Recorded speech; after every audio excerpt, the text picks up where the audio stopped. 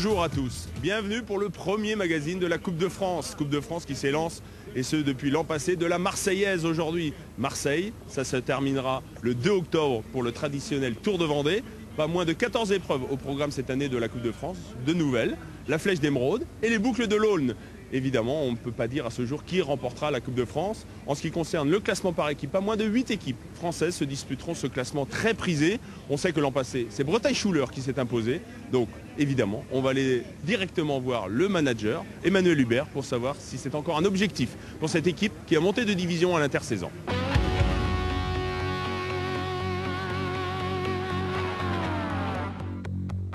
Il est clair dans l'équipe Bretagne-Schuller que ce classement de la Coupe de France par équipe est le premier objectif avoué pour 2011. Maintenant, il sera très difficile à gagner puisque toutes les équipes, eux aussi, ont pour objectif de vaincre ce classement par équipe. Il se déroule tout au long de l'année, sur 14 épreuves françaises, donc il faut être régulier. Et ça prouve un état d'esprit, cette Coupe de France, ce classement par équipe, pour la simple et bonne raison, c'est que c'est un classement sur 3 coureurs. Et quand il faut 3 coureurs à une arrivée, ça veut dire qu'il y a une grande motivation, qu'il y ait un état d'esprit serré pour essayer d'être les plus proches des premières places. On vient de quitter Emmanuel Hubert en ce qui concerne le classement par équipe de la Coupe de France. On va aller voir évidemment pour le classement individuel. Le vainqueur sortant, c'est Leonardo Duque, le Colombien de la Cofidis. Il est présent sur les routes de la Marseillaise. A-t-il encore pour objectif de faire un doublé? On va aller lui poser la question rapidement. On voulait bien faire le double, mais bon, on a des objectifs plus les grands tours cette année. Et pour l'équipe, ça va être les classements par équipe qu'on va essayer de chercher cette année. En général, ce sont des sprinteurs qui s'imposent sur la Coupe de France. Tu es un sprinter, il y a d'autres sprinters dans l'équipe comme Samuel Dumoulin. Est-ce qu'on va privilégier plus ou moins l'un des coureurs sur cette Marseillaise? Bon, on va partir sur la base de Samuel un peu pour voir ce que ça va donner, mais on va essayer de se trouver à la fin au moins 3 coureurs pour les classements par équipe. Après, on va parler entre nous comment est la condition, qui est mieux, et on va regarder ça à la fin. Ils sont nombreux à vouloir briller sur cette Marseillaise. Leonardo Duque nous l'a indiqué. Ils sont plusieurs dans l'équipe Cofidis à vouloir s'imposer. Mais ici, sur les routes très difficiles quand même de la Marseillaise, c'est un parcours qui peut convenir à la fois pour des sprinteurs. On l'a vu par le passé, des nombreux sprinteurs se sont imposés sur cette épreuve. Ou alors des punchers, à l'image de Poriol également qui s'était imposé ici. Alors c'est un vrai match entre ces sprinteurs et ces punchers. Ils sont nombreux. Il y a des coureurs comme Ricardo Rico aussi qui devraient faire exploser ce peloton. Réponse dans quelques heures. Mais en tout cas, un coureur qui a une belle pointe de vitesse, qui est un bon puncher également, c'est Jonathan Hiver, le vainqueur sortant. On va le retrouver dans quelques instants. Il est présent à Marseille pour le départ de cette Marseillaise.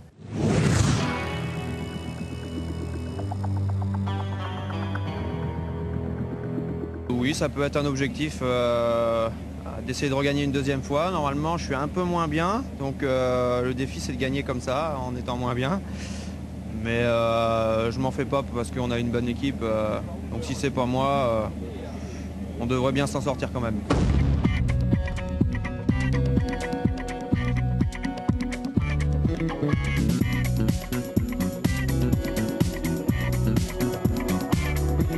Et c'est sous l'œil de Roland Villalonga que le départ va être donné à 12h30 devant les locaux du Conseil Général des Bouches-du-Rhône, pas moins de 135 coureurs au départ. Toutes les équipes françaises sont bien évidemment représentées, des équipes étrangères avec l'équipe Ski Shimano, mais également des coureurs de l'équipe Katyusha. Dès le départ réel, à la sortie d'Allo, eh bien, un coureur va sortir, un coureur local, on va dire, de la Pomme Marseille. C'est un tout jeune coureur, un laiton, 19 ans seulement, qui a décidé de prendre quelques mètres, rapidement repris donc par un coureur de l'équipe Ski Shimano. Ronan Van Zenbeek a donc rejoint Tom Skuyns. Et là, on n'a fait que 2 ou 3 kilomètres, certes. La difficulté n'est pas terrible, mais à aucun moment ces deux coureurs n'arriveront à prendre plus de 15 secondes. On voit dans un premier temps le retour d'un coureur de l'équipe Big Mat Aubert, Guillaume Faucon, qui lui aussi va tenter sa chance crânement, mais il s'est retourné, il s'est rapidement aperçu que le peloton n'était pas loin, donc départ très rapide, mais un regroupement général va s'opérer vers le kilomètre 5 ou 6, et puis au sommet de la côte, vers le carrefour de Pichoris, 3 coureurs vont sortir du peloton. On ne le sait pas à ce moment de la course, mais ce sera la bonne échappée du jour. Jérémy Roy, le coureur le plus expérimenté des trois. Sylvain Georges, qui l'an passé était retourné chez les amateurs du côté du Creusot. Et puis un tout jeune néo-pro, Julien Gleb, pour l'équipe Roubaix-Lille Métropole, qui au sein du peloton eh bien, va faire le frein. Et l'échappée va prendre rapidement 3 minutes. Au sein du peloton, c'est le grand calme, si ce n'est. Donc la crevaison du vainqueur de la Coupe de France sortant. C'est Leonardo Duque, pas de souci pour le Colombien, rapidement dépanné, il va réintégrer le peloton assez rapidement à ce moment de la course. L'écart entre les hommes de tête et le peloton était 3 minutes. Et puis petit clin d'œil à Stéphane Auger, tout nouveau directeur sportif de l'équipe Cofidis, qui donne ses consignes auprès du Colombien. L'écart est monté assez rapidement, plus de 6 minutes. Et du côté de l'équipe d'Arturas Kasputis, on s'inquiète et on demande de limiter la casse. Et c'est ainsi qu'on a vu Christophe Riblon rouler en tête de peloton. Pendant ce temps, les 3 coureurs de tête continuent leur progression. L'écart est monté à plus de 7 minutes. Stéphane Javalet en train de donner les consignes pour Sylvain Georges, sa nouvelle recrue. Les coureurs vont bientôt attaquer la première ascension du jour. Le petit Galibier. Voilà, on lui indique et voilà, les coureurs vont donc arriver dans cette première ascension. Pas moins de 7 minutes au pied de l'ascension. L'équipe AG2R a fait un tempo, mais a simplement limité l'écart. Et c'est le premier classement de la montagne. Jérémy Roy se désintéresse de ce premier classement de la montagne. Et Sylvain Georges donc va s'imposer, va prendre les gros points. D'ailleurs, ce sera lui qui sera à la fin de la journée sacré meilleur grimpeur de cette Marseillaise. Julien Gay, premier signe de fatigue pour le jeune néo-pro de l'équipe Roubaix-Lille Métropole. Et derrière, on va arriver dans les Spigouliers. L'écart était de 6 minutes au pied, 6 à 7 minutes. Et un gros travail de toute l'équipe Vacances Soleil et surtout de Johnny Ogerland. On va reprendre plus de 3 minutes aux hommes de tête dans cette ascension longue de 6 à 7 km. Il y aura du dégât, dans ce peloton. Mais les grands favoris restent présents dans la roue de Johnny Ogerland.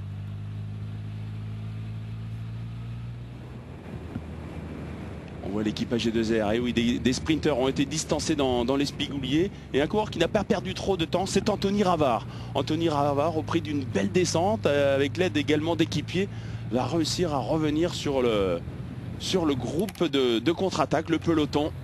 Et là, on revoit l'équipe AG2R qui directement se met en chasse des 3 coureurs de tête. On a vu Jean-Christophe Perrault, la nouvelle recrue de l'équipe AG2R, la mondiale. Mais malheureusement, pour le peloton, on ne revient pas. Ici, des anciens vainqueurs, Jonathan Hiver, très serein au sein du groupe de tête. On voit Romain Feillu également au sein de ce peloton. À l'avant, eh bien, c'était trop dur dans les Spigouliers pour Julien Gay, qui s'est fait piéger au sommet de cette ascension et qui doit laisser filer ses 2 compagnons d'échappée, Jérémy Roy et Sylvain Georges. On est dans le 2e classement de la montagne, dans le 3e classement de la montagne. On a vu que Jérémy Roy se désintéressait de ce classement. Il laisse Sylvain Georges, le coureur de l'équipe Big Mat Aubert, faire les points. Mais il avait une petite idée dans la tête et dans la descente. À moins de 20 km de l'arrivée, Jérémy Roy, à un moment où personne ne s'y attendait, a décidé d'attaquer au pied de la Ginesse. Il possède encore une quinzaine de secondes d'avance. Sylvain Javalet au conseil évidemment de son coureur, mais à ce moment-là il sait qu'il ne reviendra pas sur Jérémy Roy. Le principal pour Sylvain Georges était évidemment d'aller chercher cette 2e place.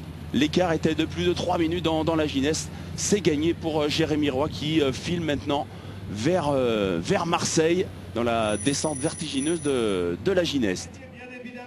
Et puis devant le stade Vélodrome, Jérémy Roy peut savourer et remporter la première manche de la Coupe de France. C'était l'ouverture de la saison en France également.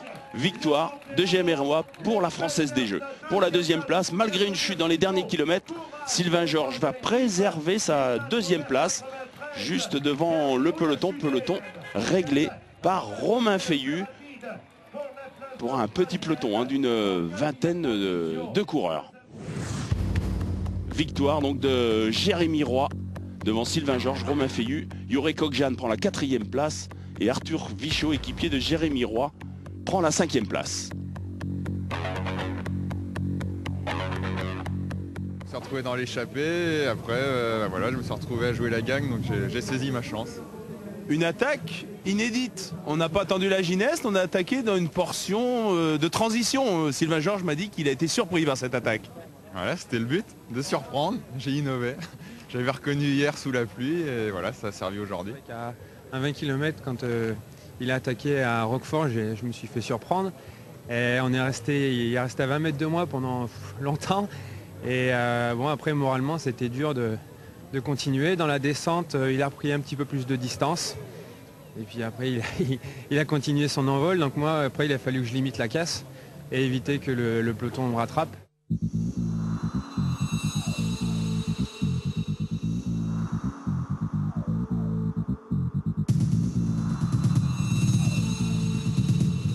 Podium français, 3 Français aux 3 premières places. Donc on le rappelle, victoire de Jérémy Roy après une échappée de plus de 130 km devant Sylvain Georges, repoussé à 2 minutes 38. Et puis le peloton de 30 coureurs réglé par Romain Feuillu, d'autres Français dans les 10 premiers, comme Cyril Gauthier. On a vu également dans le top 10 Ricardo Rico, qui a fait beaucoup travailler ses équipiers, qui vient prendre la 7e place.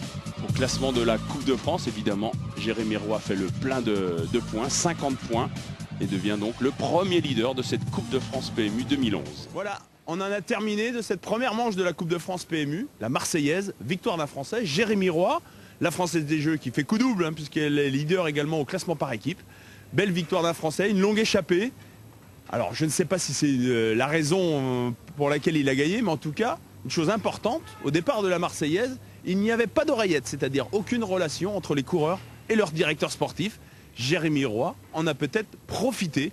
On verra la suite des événements tout au long de la saison, mais les oreillettes ont certainement joué un rôle dans cette course. Elle est loin d'être terminée, la Coupe de France, bien évidemment. Encore 13 manches au programme. Et à partir de maintenant, je vous donne déjà rendez-vous pour le 20 mars. Deuxième manche de la Coupe de France, ce sera Cholet-Pays de Loire.